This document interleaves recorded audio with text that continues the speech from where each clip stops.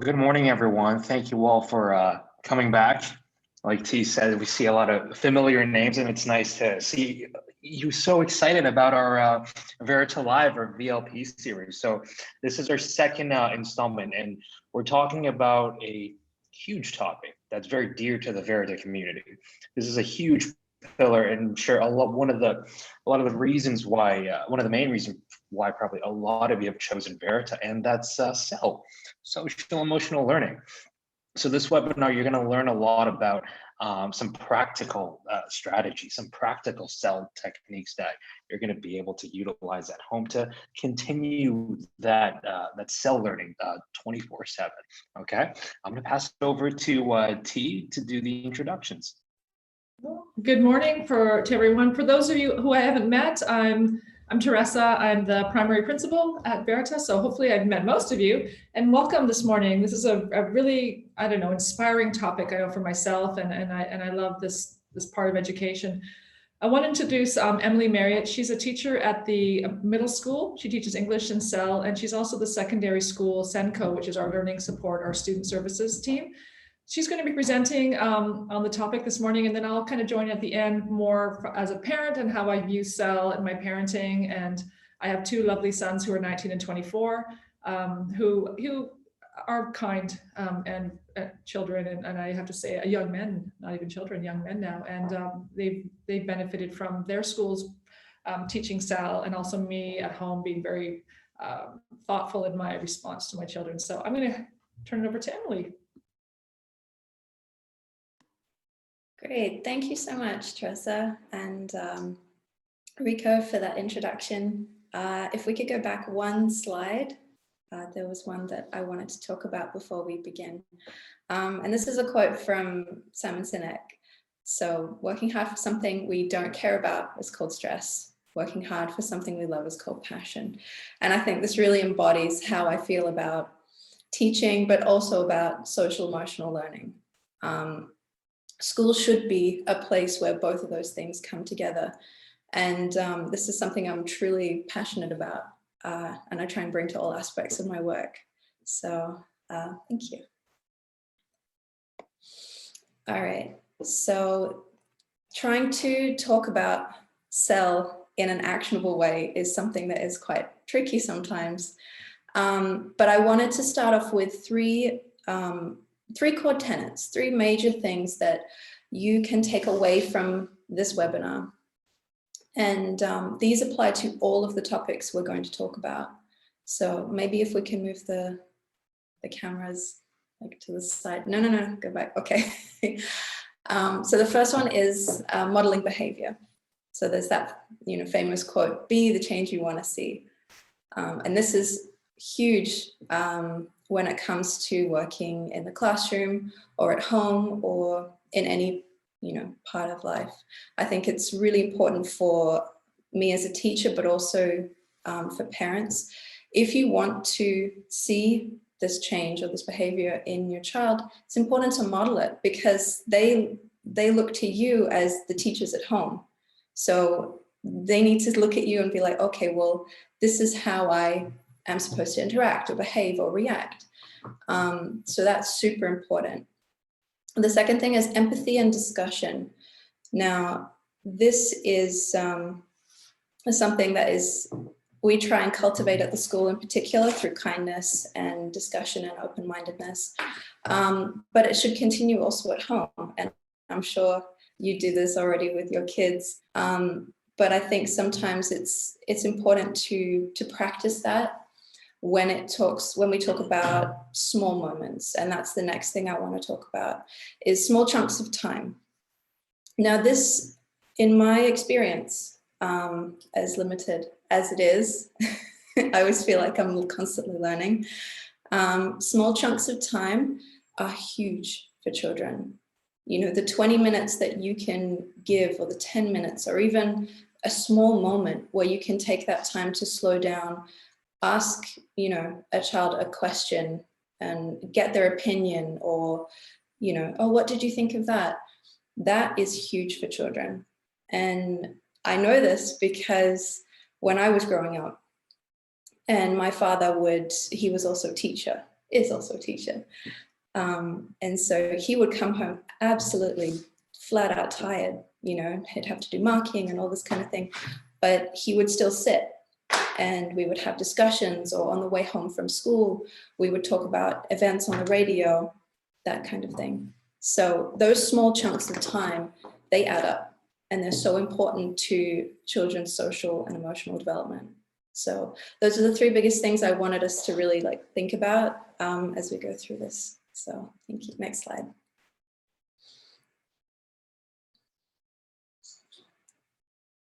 Next. It's not showing me. Ah, there we go. Oops. Okay. This one. No, go back one. It's taking a bit of time to load for me, that's all. Okay, so we've got 5 major topics that I wanted to cover. And the first is self-management. So how we can use positive self-talk and positive thinking, skills that we try and build at school, but also to do at home. Relationships, how to build and sustain them while we're at home, because we're at home a lot right now. Goal-directed behavior. So this is where I'll pull a little bit of Sen in there. Decision-making. So having students, children take ownership and responsibility. And when I say learning, it's not necessarily academic learning. Learning is the constant learning, you know, learning how to interact with my brothers and sisters, learning how to be responsible in the household, all types of learning. And then we'll talk about mindful practice. So we'll talk about self-management first. All right, so there are 3 main points that I wanted to go over. And this is optimistic thinking, self-management, and I can't read the last one. But the idea is all 3 of these sections will hopefully get kids thinking more about how can I manage myself in social situations, how can I manage myself at home. So what we do is we talk about inspiring confidence, thank you, positive thinking and self-talk.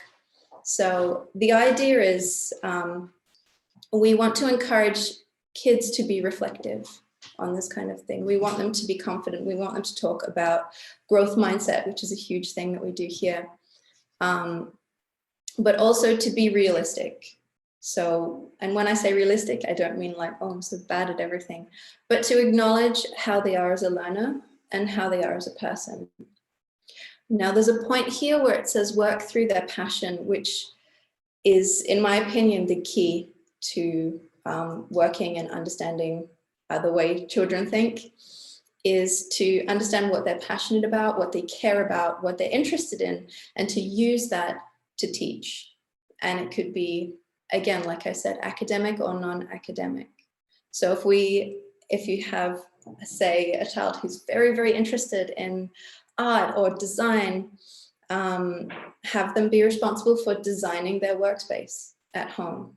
So if we're online for a while, have them redesign their workspace, arrange it so it looks beautiful for them, because that's working through what they find interesting and they're passionate about.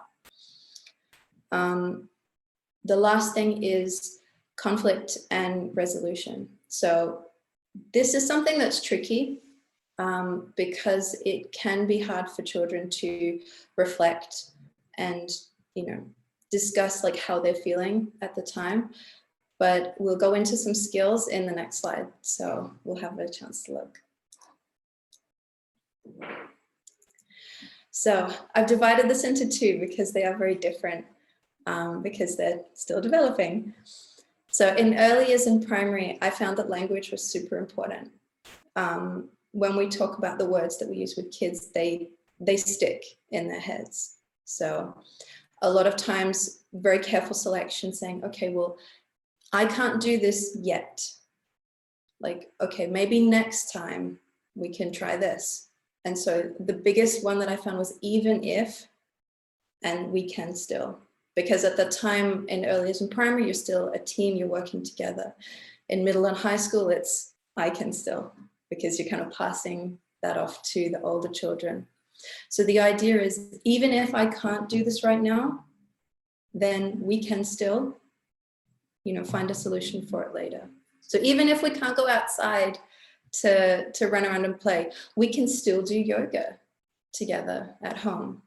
So that kind of language and examples is really important for kids. I think there's two more that are really, really important to me, which is sharing experiences of a time that you felt the same. Because when I'm interacting with kids and building those relationships, because that's what I consider the most important thing about teaching, is to share experiences of times that you felt the same, creating that empathy. It's not like it's a competition. It's just, hey, I remember a time that, I felt really mad and I did this. And so it's sharing potential solutions, but also encouraging kids to form their own solutions. So mistakes into self-reflection. And the biggest thing is separation of behavior and self. Now, this is something that is quite difficult sometimes, because we're always used to saying, oh, like good girl or good boy, when we talk, about kids. But the idea is we have to try and separate the actions or choices that children make from themselves as beings. Because if you say, oh, that was so bad, that the children will internalize that. And they will say, oh, well, that means like I'm bad. I did bad, I am bad. So I think changing language to separate their behavior, going, okay, well, your choice right now was really not great. Or, I'm disappointed in the choice that you made or the action that you took. So it's separating that. And the children really pick up on that. So for middle and high school, I think it's very similar, but with more discussions on difficult topics, and engaging in their opinions, because when they get to, 12 years old and up, they have a lot of opinions and they want to share them. So I think validating those opinions, engaging in those discussions is really, really important. And the last one, having best worst part conversations. I know for older kids, trying to get any information or conversation out of them is like pulling teeth. So something that my father used to do was have best worst. So we'd have best worst conversations. So instead of saying, how's your day? Oh, good. And that's it. You go, what was the worst part of your day? Like, what was the worst thing that happened to you today? What was the best thing that happened? So it opens this door to having like a back and forth and experience with the child. So, and now we'll talk about relationships. Okay, so this is, I'm not splitting this because this is very much across the board, but the two biggest things that we try and teach at school in CEL is about social awareness, but also about positive role models. And this is where I find parents to be a lot better at this than we are at school, because you spend the most amount of time with them, you're aware of a lot of their interests. And again, it goes back to working through their passion, talking about strengths and weaknesses, but you're in a very unique position because you are the model. You are the first role model that children have. If teachers and other things were like, we're way down the list, like number 8. So it's great because when you model this, good relationships or conflict resolution, the children really they stick to that and they say, oh, well, my mom does this. And when she gets mad, she does that. And that's how they really internalize the positives. And so also there's social awareness. So exposing them to these kinds of conflicts or solutions gets them to have these experiences and appreciate it. So they can remember back, oh, there was that time when I had a really bad day at school. I had a horrible argument with my friend. And then they're able to reflect on that. So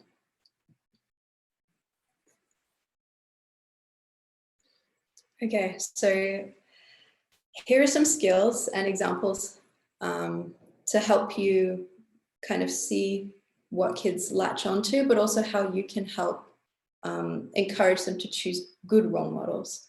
So I think doing a bit of research, so finding out a child's interests, even if it's not your interest, taking the time, you know, to be like, oh, what are you watching? Oh, what are you reading? Do you like that book? Is that your favorite? Why is it your favorite?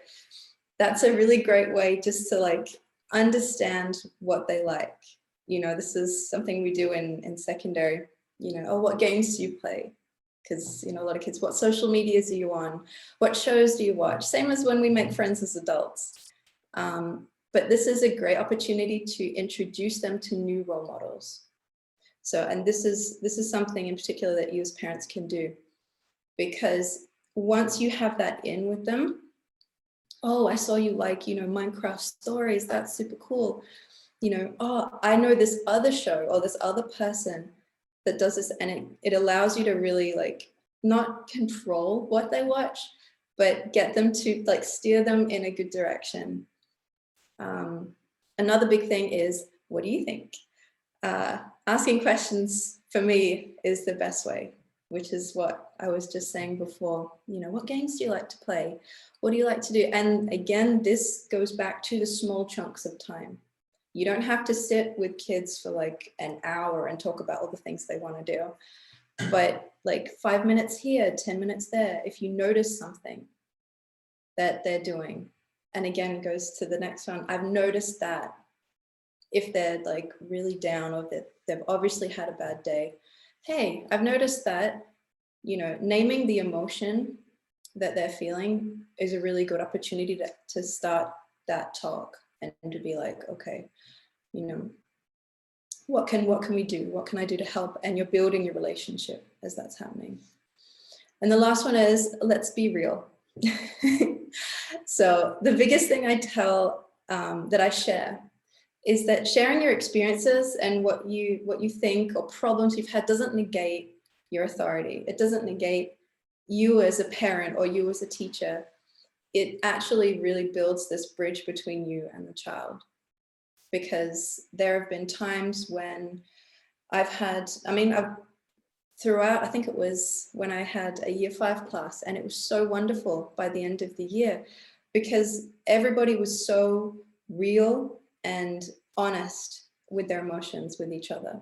You know, I would come in sometimes to school and I'm like, I'll be honest, guys, I had a really like terrible day. And it becomes less of like a weakness and more of everyone comes together to make you feel better, which is pulling out like that empathy and the resolution and problem solving.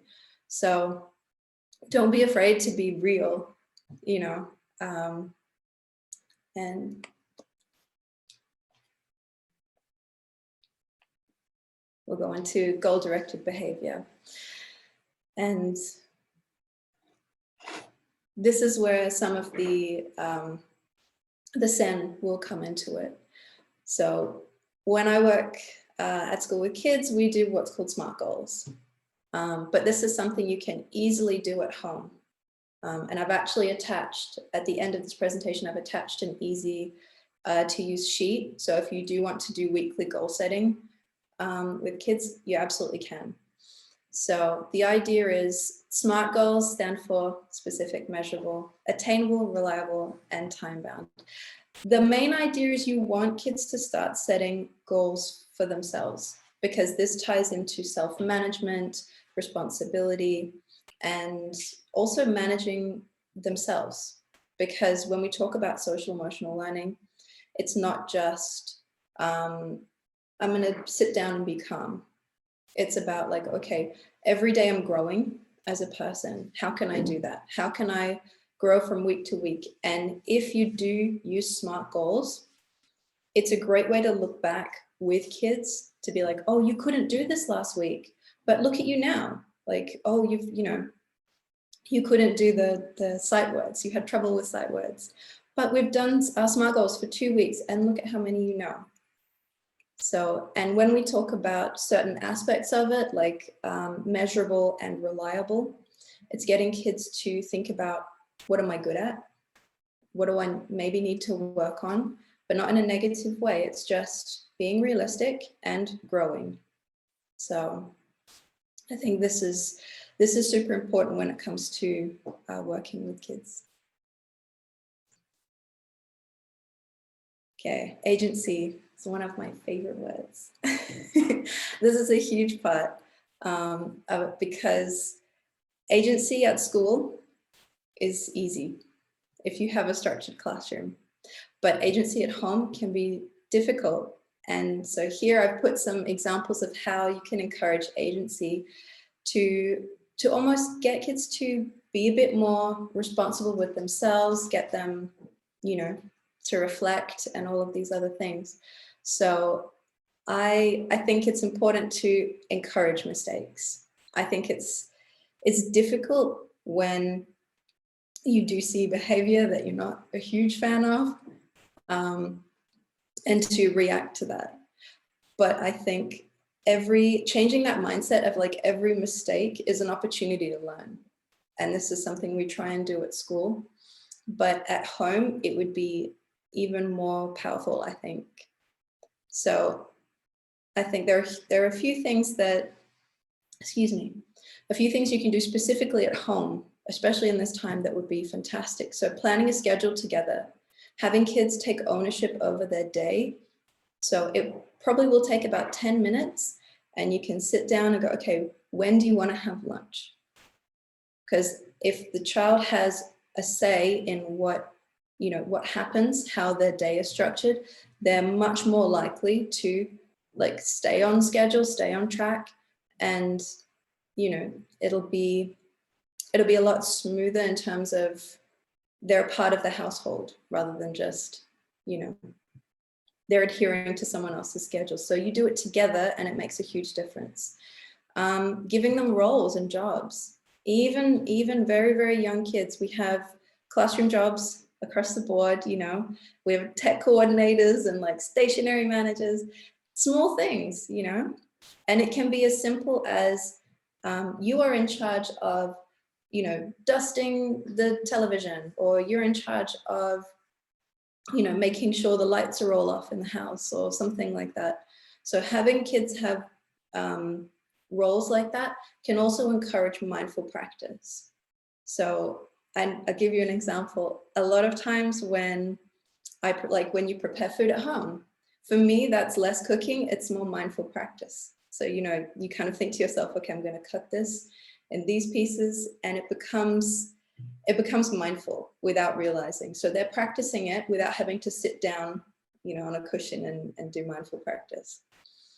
A lot of times kids crave structure, but they also need some element of control and responsibility.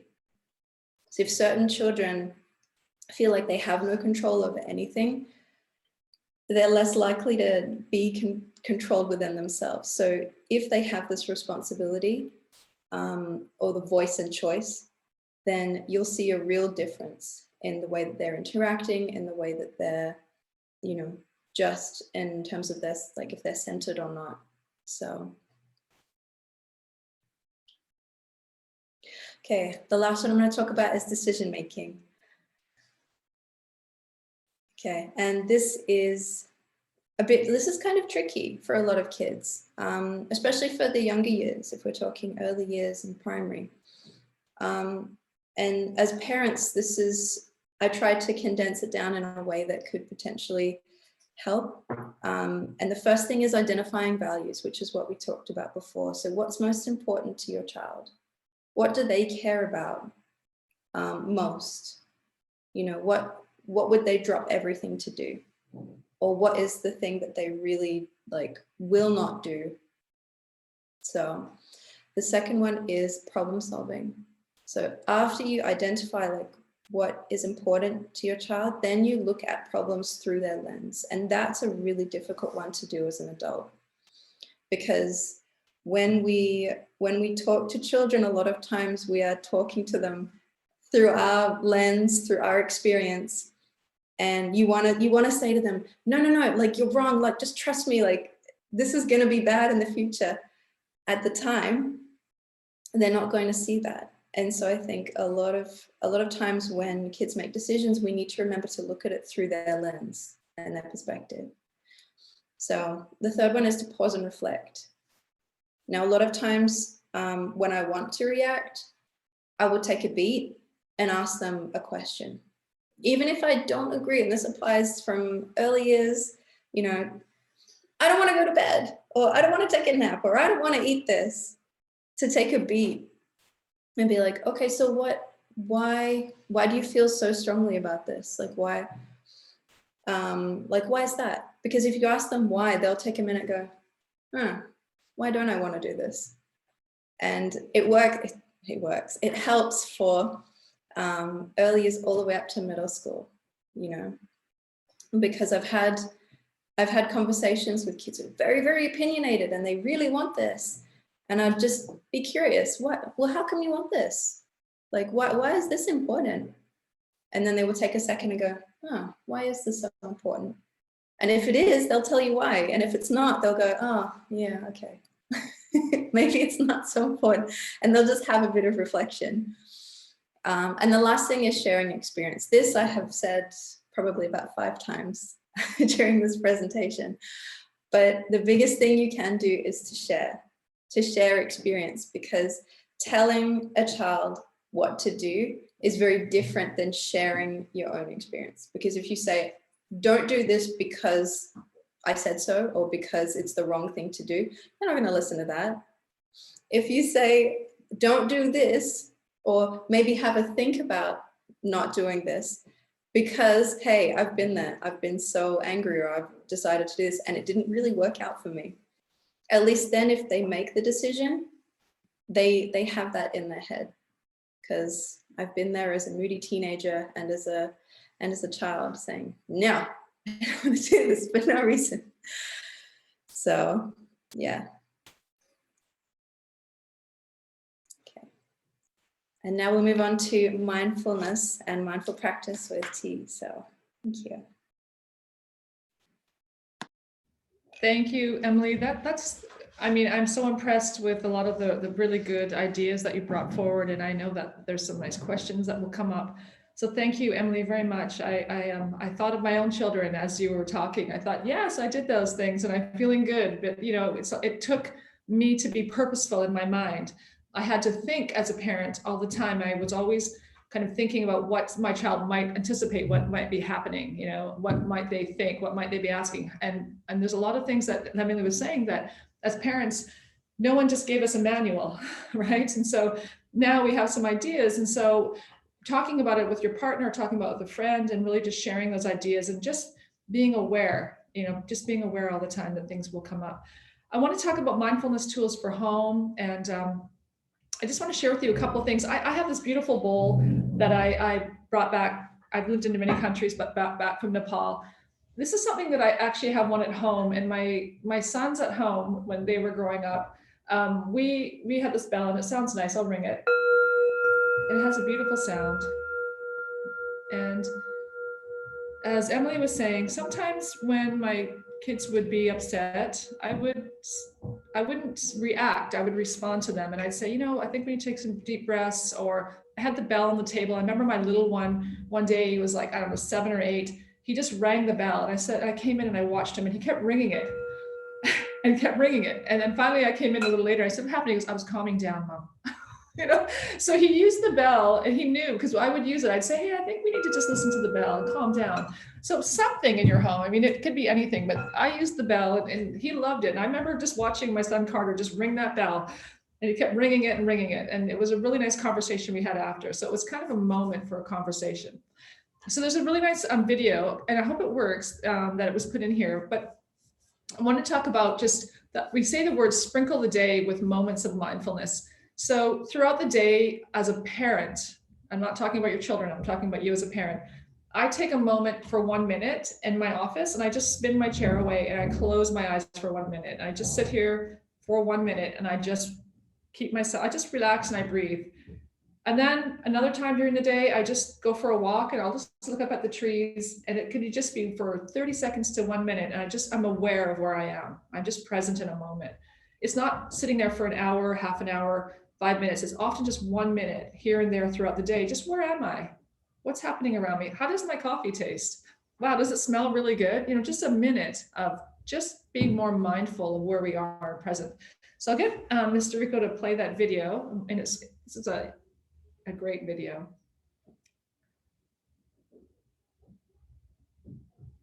Oh, I don't think we can hear it. 1 second. I'll mute. I think we have to.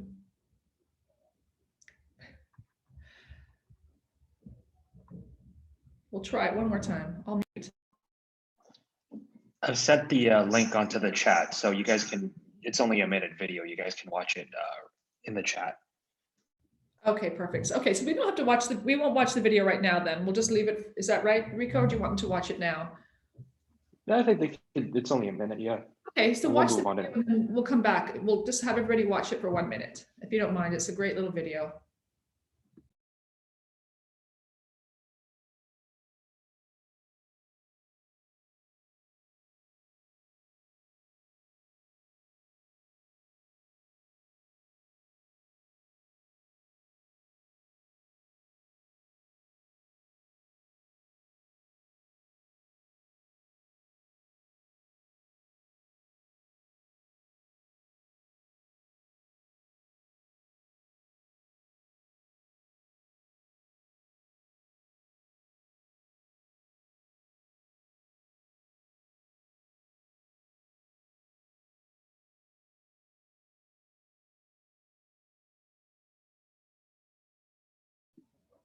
Okay, thank you so much. I think that's probably about a minute. That's great.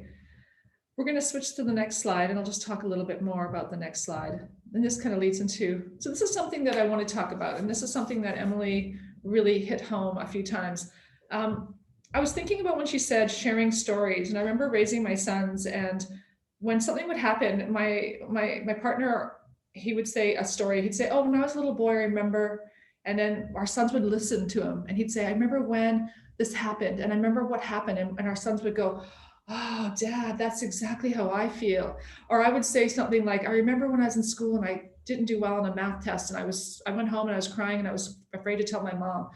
And I remember just sharing stories, and my son would go, 'Yeah, Mom, I did really bad on my math test today. I already knew you did bad." And he'd be like, I said, "But what did I do about it? What can we do about it?" And then we problem solve. So I often would open up with my stories. Sometimes I even made up stories because I kind of knew it was coming. And I would say, "Oh yeah, I remember when my brother, you know, when I was a kid, he used to like hit me, and I would get really angry. And he was so small, and I had my older son, and I'd say it really bothered me, and my mom just kind of ignored it." He goes, "Yeah, Carter's bothering me. He keeps coming up and stealing my toys." But I knew things were happening, so I'd make up stories, right? And then my sons would open up to me. So sometimes I like what Emily said, sharing stories and letting kids like open up with their own feelings is really great. So I call that responding and not reacting, because I could see that there's problems that were coming with my kids, or even as a teacher, or with my partner, or with anyone in your life. And I would always think about it. You know, there's a difference between responding and reacting. So, and I want us to think about that. And if you don't mind, if you want to put in the chat, there's a difference. So I'm wondering, what does it mean to respond, and what does it mean to react? You know, there is a difference in between the two. So, and I know we don't have a live webinar, but it's interesting to think about what are the differences between the two. And so I'll kind of talk about that and just get you to think about it for a moment. And as a parent, I would respond, and then there are very few moments in my parenting or my life that I react, because I always look at response as a thoughtful moment, a mindful moment. I think about that. What am I going to say? What am I going to do? What does this situation need from me? A reaction is, there's a danger, and I need to do something immediate. It's like a child darting across the road. You would react and grab that child and pull them back. You wouldn't think thoughtfully and take your time and process. You would, as a response, you would need to react. So in times of health and safety, there's a reaction. But in times when we can just take a moment, our child is having a tantrum, I can take my moment and breathe, because my child's going to continue that. I don't need to react unless they're going to start hitting someone, and then I need to react and remove them to somewhere calmer. But there's a difference in response and reaction. So I try the most to respond, and then reactions I save for moments that they're needed. And then that reaction, my child listens to me, they hear me, and students in the classroom hear that. But because it's only once in a while and they know it's serious. I remember saying to my sons, I'm serious, it needs to stop now. And they would look at me, and I never said that very often. And they would be, okay, mom. Because usually it was a response, it was a discussion, it was like, how are we feeling? More responsive than reactive. So when is response the right choice and when is reaction the right choice? You know, we have to decide that. As parents, we're constantly having to think ahead and wonder about when those moments are. And usually response is the right choice and reaction is when we need to. And I hope that that makes sense to anyone that's maybe listening, and I can't, really hear your comments, and I can talk about that with you more. But as teachers, I know that I've been a teacher almost 30 years this year. And my motto is that I respond, and I react very, very infrequently. And I, as a teacher, only for safety reasons or when children are being aggressive. So I wanted to share that with you. When a child comes into my office and they're upset, when there's something that's happened, the first thing we do is we breathe. And so we respond, we breathe. I don't have even if the student was an aggressor, and I worked in a high school, we never just went into what happened. We take time, we respond, we react, we respond, not react, and we get it down. We take some breaths.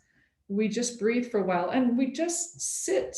And it could be a half an hour sometimes before we actually even get to what happened. And we just get ourselves to a place of calm. And then we start the conversation. So if you're thinking about your own children at home and you don't have a lot of time, a lot of times you just have to, they've been taught to breathe at school. We teach those things, and just having let's just breathe together. And I do it with the child together and my sons. And let's breathe together, especially young children. It's really important. And sometimes it's not about the time out, get away from me, time out. Sometimes it's about the time in. Let's sit together and let's just breathe together. Let's get calm together and let's have a discussion when we're finished. But sending child, like, get out, go away, sometimes that child actually needs us to help them to self-regulate, to get them calm. And so they can't do it on their own. We send them away and they're in their room, destroying their room. They don't know what to do. They can't self-regulate. They can't calm down. But as adults, if we're able to, we can help the child to calm, and we can breathe with them. If you have a partner and you're really upset, you can say to your partner, I'm out.